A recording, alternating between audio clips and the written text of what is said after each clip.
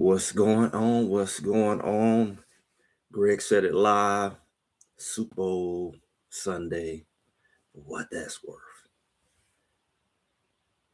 Got a little something to talk about today, y'all. We got Shador, the Sanders family. I mean, they come up real big this Super Bowl week. Probably better than we could have expected, even from this time last year, but even more so after like July, shoot, May, June, July. August, September, it was not looking good, but it looked like they came out good to the point I had some questions, maybe even concerns. Have y'all been paying attention? Well, off has been eating good off of Super Bowl, a lot of Super Bowl content. Last year, it was like Shador walking around and they was getting some content. They really had a front row seat this year when it come to like they had a good strategy from a branding standpoint. It's almost like it was the Sanders family Super Bowl, to be honest with you. I mean, they had the shoe releases and all the athletes wearing the shoes. They was giving away shoes. They did a bit Nike event and they released some more shoes, especially Coach Prime was there. They talk about the glory days with Jerry Rice and Steve Young. I mean, it was just perfect setup for them back in San Francisco. And the whole family being there, and at the same time, Shador playing in the Pro Bowl and being the starter somehow. I don't know, y'all. Y'all let me know. Y'all come on in this room. If you just showing up, or you just watching the replay, help me out. I'm trying to figure this thing out. Now, how we know this thing is nice and scripted? Like we all know. Anybody tell you that? I'm telling you, I think it's more and more coming out about that.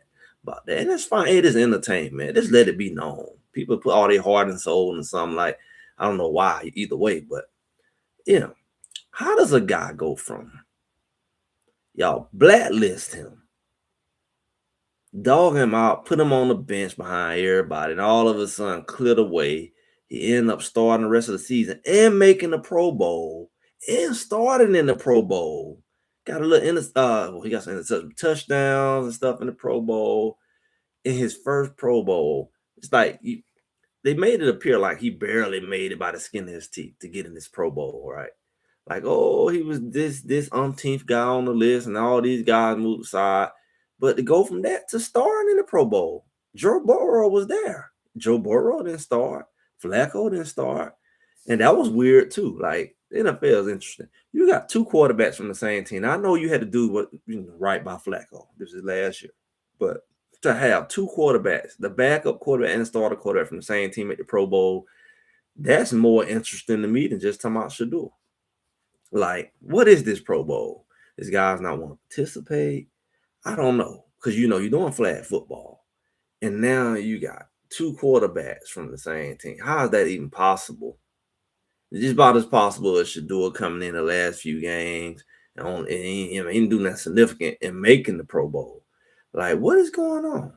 If y'all don't see how orchestrated and controlled this thing is, just looking at that, I don't know. Because they can control the good and the bad. They control the good and the bad in Shador. They control the fact that Shador wasn't going to get to play. We're going to publicly humiliate him. And then we're going to decide he can come on to the Pro Bowl, even though he ain't necessarily did a whole lot and whatever. And he's going to start, and we're going to leverage him and his name and his celebrity because we sure weren't watching without him. I want to hear the ratings. I do. I want to hear the ratings of this thing because I know it was more people watching this thing just to see what was going on with him. And it probably was smart that they started him because that's who everybody was there to see. Who watching a flag football game, a Pro Bowl, a flag at that, even within equipment, you want to see what Shador do. The haters want to see what Shador do. The fans want to see what Shador do. That's what everybody was watching for. So it's like, how does this thing line up? How do you get there? How do you get to that place where you can be in that position? Is it a miracle? A lot of people want to say it's God. I know. That's cute. I believe in God. I hope the people who say all that stuff believe in God as much as they seem to or they say they do. Because it's cute to say that. And then, you don't believe it in other ways. 'Cause I don't know that so much about football. Now I know about life and purpose, and when people do you wrong, it's bigger than football, because the football he ain't controlling. They rigging that mess, so it's like what do he care about that as much as like who win and all that? Like because he ain't even controlling that necessarily. The like he ain't writing the movie script necessarily, may inspire, but the people writing it. So they say it's scripted. It's scripted. They deciding that mess. Even my little 10-year-old say, yeah, I hear they said the NFL is scripted. It's more and more people saying it now. I've been hearing it for years. They got videos proving it. They got that. You see them on TikTok. You see them on Twitter. These videos floating around on some weird activity. I've been seeing weird activity for a long time. Even in the early days of YouTube, when they was really showing some stuff. This stuff that they showing on YouTube now is child's play. They doing that showed it back in the day. So I don't know. To God, football is just sport and play. Yeah, I would say that. I mean, I do think, from a personal perspective, as far as your influence and as far as, everything is used. Football can be used. I think sports can be used just like your career can be used. It's still a career. I think people just make it more than what it is for whatever reason. I made football God. And that's competing gods right there. But I do think that, like, whether you're a school teacher, whether you're a police officer, whether you are, and a lot of people put certain places as more important than others, but it's people there. I think it's people there, and it's almost like we get into inspiration motivation snippet here. It's like a person has a purpose in their life. They supposed to be doing something to contribute to society and mankind, right? We can understand that much, right?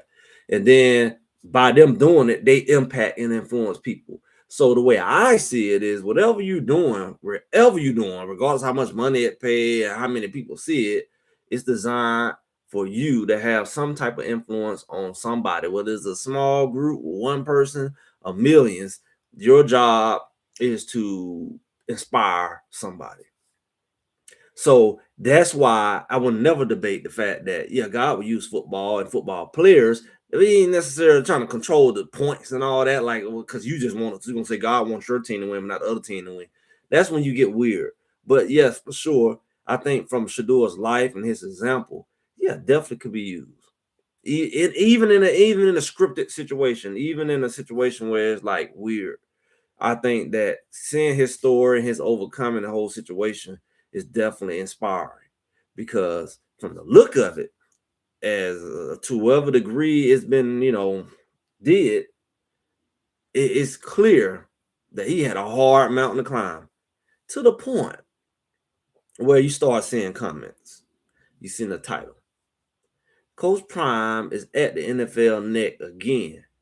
Now, before I get into that, I'm one of the few people that do this. I'm gonna take y'all back. Some people seem to have a hard time. They seem to forget that Coach Prime has done this before, way before Colorado. I believe in my theory and my hypothesis that that's when his troubles with NFL started. Let me explain as these people come in the room.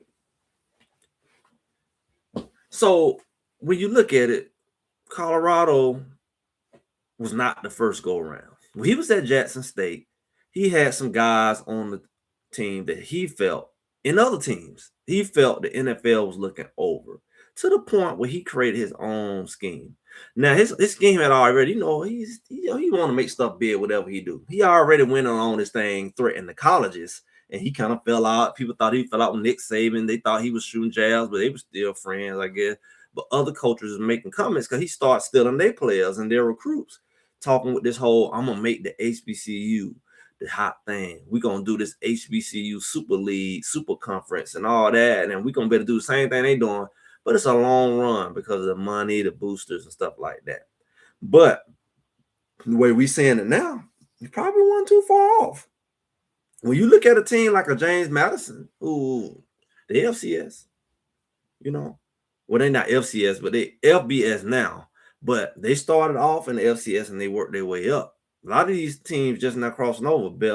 Delaware, a lot of teams started off FCS, crossed over. Even Kennesaw State, my school, my alma mater that I graduated from. So it's like a lot of these schools you watch matriculate quickly from FCS. It's like they give them opportunities to I don't know why they want to do FBS, but I guess FCS and FBS both have a playoff now. So what's the real difference? So anywho, yeah, he probably could have matriculated, but he ran into a brick wall with his good old people. His good old people gave him a hard time because of tradition's sake. They didn't want to lose their traditions. They didn't want to lose the classics that he went against when he challenged the Memphis Classic and shut that down. And it's like, y'all spending money, y'all wasting money, y'all not properly fully capitalizing off this thing. He tried to give them financial advice that if they didn't want, it wasn't warranted to them. So they began to attack him. So where do you have a home? Your people, y'all, you want to do the colorism, your people didn't want to deal with you and want to work with you, who you was claiming you were trying to help. They didn't want to help you. Then you turn around and then you go out there and you challenge the whole bigger system. So you got the other non HBCUs, bigger, higher level FBS schools threatened by you. You bring people like Travis Hunter, top player in the country. Oh, he pulled this off. Oh, he talking, but it looked like he walking at this point. So then you see that. Then you turn around and you look at the fact, okay, if he pull this off, boom, boom, boom, the other schools start feeling like they can do it, and that's a whole bigger problem, right? So that was the first issue. Then the NFL thing was, oh, I'm going against all these guys at these other schools. I know they can play in the NFL. I know talent. I evaluate talent. I played there. And he calling them out. And he's saying, y'all not coming down here. Y'all not drafting these kids. Y'all not doing this. Y'all not doing that. I'm going to put this big combine together. All the kids come to Jackson State. After he put his money into Jackson State, got a new facility, got new fields, because HBCUs weren't getting no new fields, especially turf. They didn't have the money, right? They just didn't have the extra resources. A lot of them, you seen what happened over there in Bethune, where they had the whole situation with Ed Reed class. They weren't even storing equipment properly. They weren't even washing the stuff. People were taking it home, letting it mildew. Like, this is a school. What are resources? It's a private school, but like, okay, they need public school funding. What's going on? Their football program was suffering, and nobody knew it. These are football programs that's been around. They got a name brand. Nobody knew what was going on behind the scenes. So it was a lot of exposure. And Ed Reed was kind of taking the page out of the playbook of a Coach Prime. A lot of exposure going on. So he proceeded to expose the NFL like, hey, that's why these boys not coming at HBCU, because y'all not recruiting them. He exposed them. And I think that's where it happened at. And his boys wasn't getting picked. Houston went up there and did well in Detroit. He wasn't even drafted. He was what I call a walk-in, but free agent. So you had that, and then I think we had Bolden. I think he ended up getting drafted, but he was pedigree. He was from Florida State. He went to one of those schools before he transferred in. And his dad had played NFL, and Isaiah Bolden. He went up there to he went up there to the Patriots, New England Patriots, and I think he got injured or whatever. But those one of the guys who got drafted. He was the only guy in the whole year before Coach Prime left that got drafted. And Coach Prime was like, why are these boys not getting drafted? Little did we know, he experienced nothing but that. I know Xavier Weaver got hurt, and he played hurt, and then he went on. That was the first guy he had to go, and he had to go as a free agent. He wasn't no HBCU. He had to go as a free agent, and he didn't get to participate, even though he went to the combine. He got invited, but he couldn't participate. Yeah, he made the roster for 2 years in a row, right? He don't done his time over there at, is it 2 or possibly 3 now? Let's see, 1. He left that last year. That was his first year. Second year, okay. I think it's 2 years. I'm gonna say 2 years, right? And he did his thing, and then Shadudam come behind. Shadudam supposed to have been drafted. This supposed to have been the class, D class. Shadudam's supposed to got in there first round. Travis first round. We're gonna go 1 and 2. Coach Prime said we're gonna go 1 and 2, 1 and 2. They put it out there, and Travis gonna win the Heisman, which he did. Jimmy and LeJontay, you talking about 3rd, 4th round. BJ Green in Colorado supposed to have some Georgia numbers. He ended up ultimately putting 4 guys that was receivers that end up on the active roster in 1 year, which was unheard of. After all of it went down, Shador ended up making it. He was on the active roster, ended up starting. So it ended up happening like they said it, but it was a little collusion or something on the front end that it quite didn't turn out as expected. And a lot of people stem that to specifically Colorado, where Colorado, and I'm sitting here like, not really, because this situation actually started at Jackson State, and his beef with the NFL started then, but he didn't say nothing. He, Look how meet him out it. Didn't say that. You didn't hear much after Shador. He was just bewildered. He was just like, wow. But you got down there in that Super Bowl this week. And boy, it got live. It got livid. I mean, I seen on at least a couple shows, probably 2, 3 shows. That's just what I seen. Where he was going off. Anytime he let it be known he had beef with NFL. Well, how they did my son, I ain't heard. I've been watching Well Off. He just been doing his little Well Off videos. But when he got down there in that Super Bowl, boy, he let it rip. You know, even Shador got in on it a little bit. I heard him a little bit. He challenged somebody on spot. You got a coat falling. What does that mean? He said he like his daddy. He said, what does that mean? You keep throwing that around. I don't like the way that sounds. Boy, they is checking people left and right down there in that Super Bowl. I'm gonna tell you for sure. And that's interesting to me. Because on one hand, I'm like, are they comfortable? Because before they was trying to get into the NFL. Now they in there. And things starting to move. Like I say, Shador got to be in the Pro Bowl. They let him in now. They let him start. And now it's like they checking him. Specifically NFL. Coach Prime say, oh, I ain't watching no NFL. How they did my son. For him to say that now, it's interesting because it's like, the last time you called out NFL how they did him, like it's tough. Yeah, you tough. Call them out. They need to be called out. But how the NFL gonna respond? Because we seen the way they respond last time. Now, true, Shador, he ain't gonna be drafted again. But doggone, how do they do? Because look like he kind of on the right side of things now. So it's like, do you rock the boat? What y'all say? Do you rock the boat or do you not rock the boat? Because now it's looking on the up. Now it's looking like he in the driver's seat. He got the coach he want. The team ain't really got nobody pressing him like that. They even talking about Dylan Gabriel going and run behind his little daddy coach down to the Falcons. They've been saying that, and stuff been happening. They've been saying it, and it be happening. So it's like, do you call them out now? Or do you just keep being the humble one you've been? Do you just keep being quiet as you've been? Do you continue that? Or do now you in the driver's seat look like, do you stir that thing back up? That's my thought problem. Do you start that thing back up now? Because you know how they do. I mean, I don't know what it would, call them out gonna do now. And he's like, maybe he's like, my girl say, you don't talk when you got the hand in the lion's mouth. Maybe that's what they were doing. But now, at the Super Bowl with the big stage, they've been calling out doggone NFL left and right. Why you there with the NFL? Why Shador in the NFL? And why he was invited? He is calling NFL out. So my question is, how would the NFL respond? Do they respond and they get to be humble, meet him off now? Say, you right. Do they let him chump him? Or do they come back even harder and say, let's figure out another way to screw him over? Or do they feel like that's the game they don't really want to play? Because I know the NFL caught a lot of heat trying to come up against this situation. I know the NFL seen the numbers. They seen the numbers and the people spoke. The jersey sales, people spoke with the views, and people spoke with their mouth. We speaking right now. But I think at the end of the day, do they play a power move? Or do they go ahead and just say, you got it? Because they did him wrong. Because Prime going after the journalist, he going to, who put that lie out there about my child? Why did y'all do my child like that? He's saying it now. This ain't no well-off video. He's verbalizing it publicly on the biggest stage that he could do it on while everybody watching. He letting the world know. I'm not appreciating of that. I'm not appreciative of that. I don't rock with it. He didn't protest them by not going to NFL. He went on a platform and say, hey, y'all did my son wrong. That's a slick way to do it.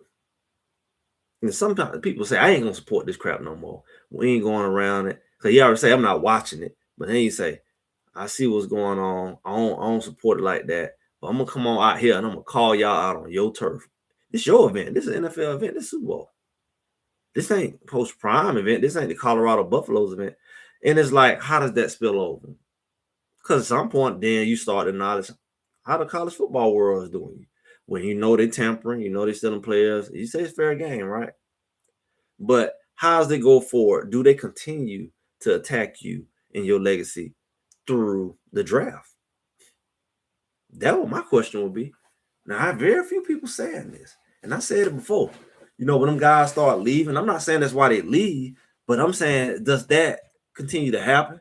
The NFL say, oh, we're gonna sock it to Coach Prime by not drafting his players, especially if they like it's not obvious. So you couldn't do that to Travis Hunter.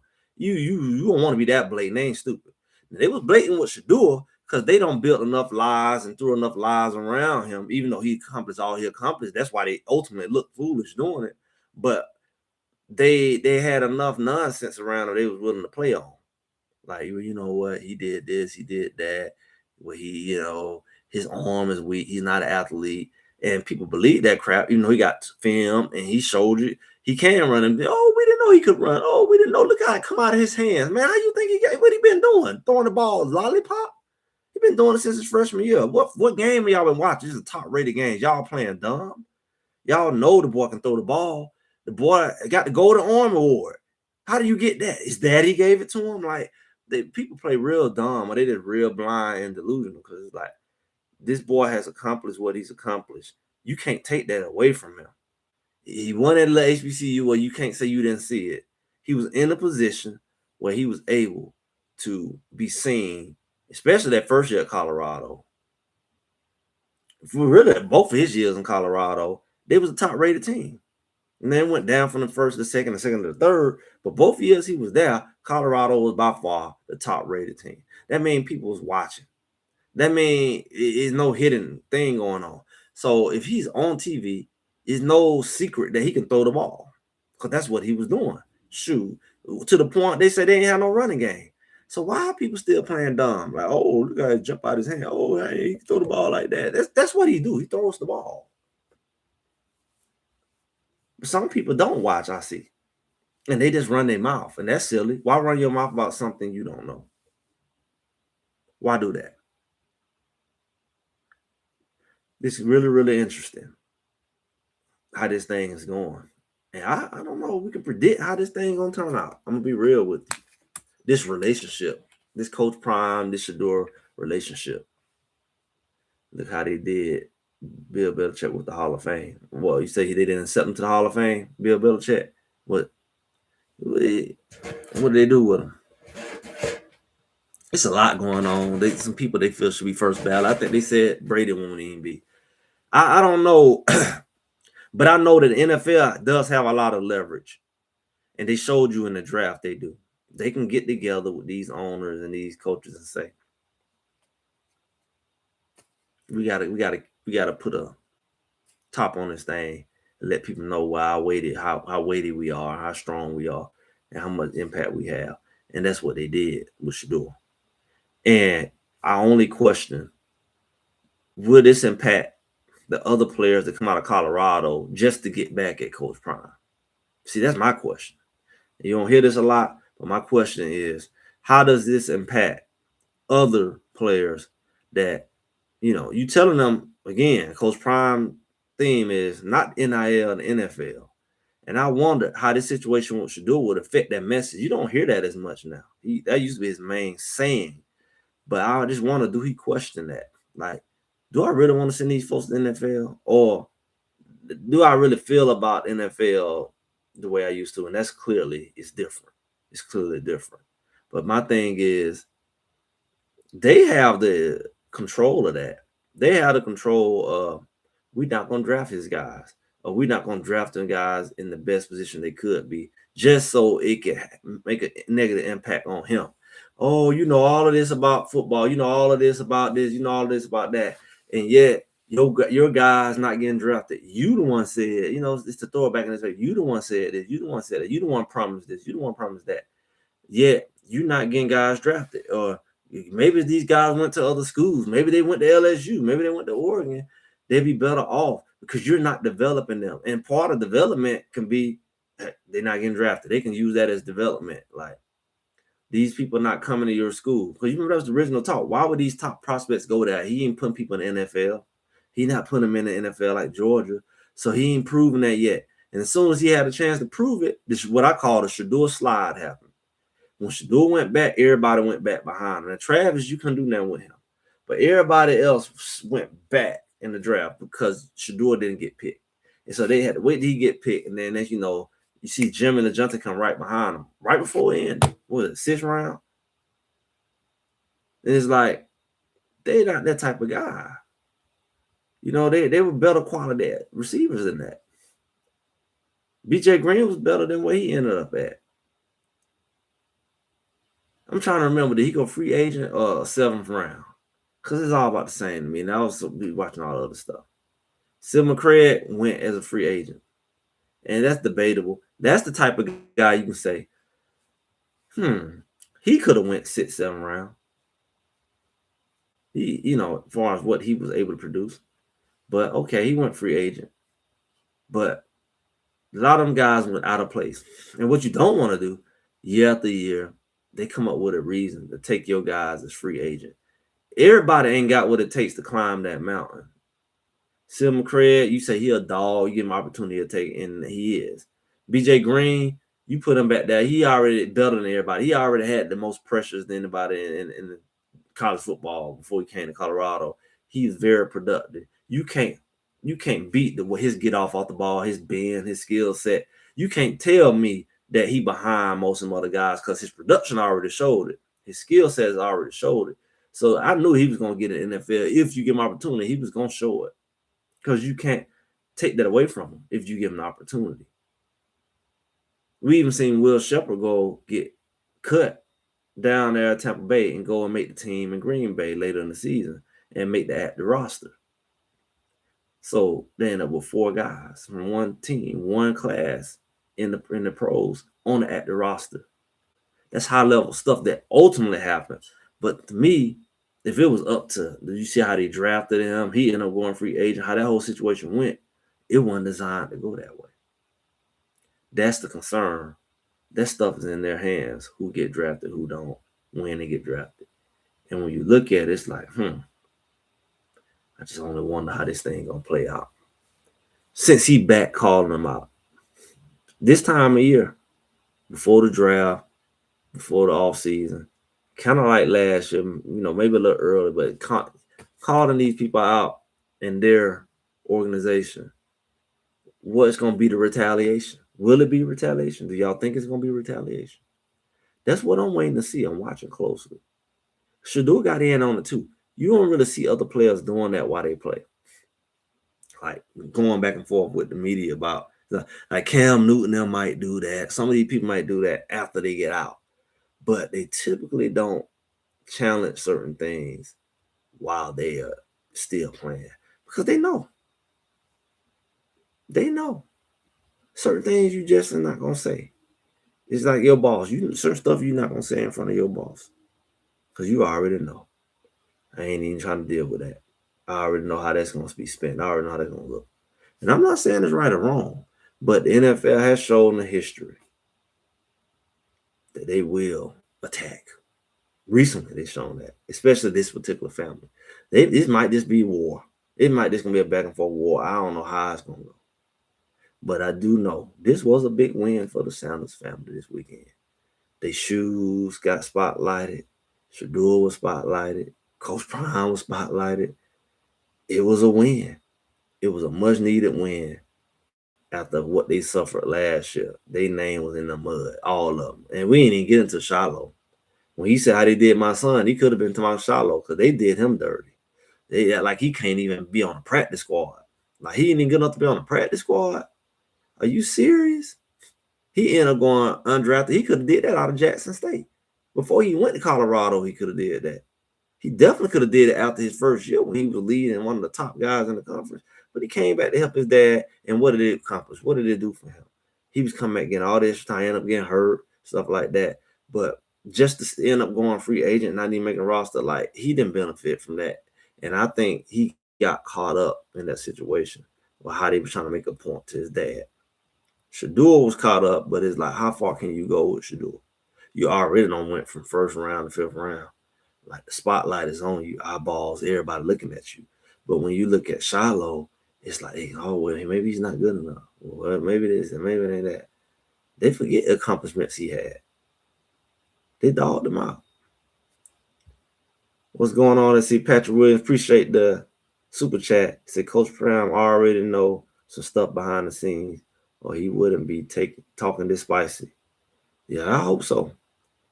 I hope so. I mean, he got to have some kind of upper hand. He got to have some kind of upper hand, because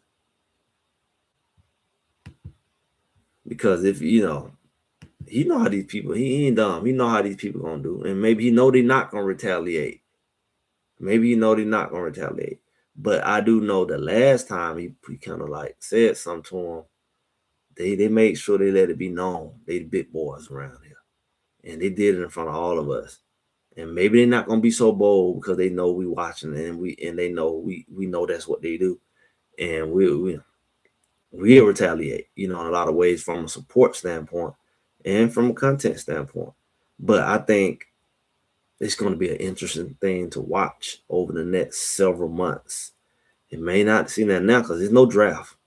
So, you can't, they showed you through the draft last time.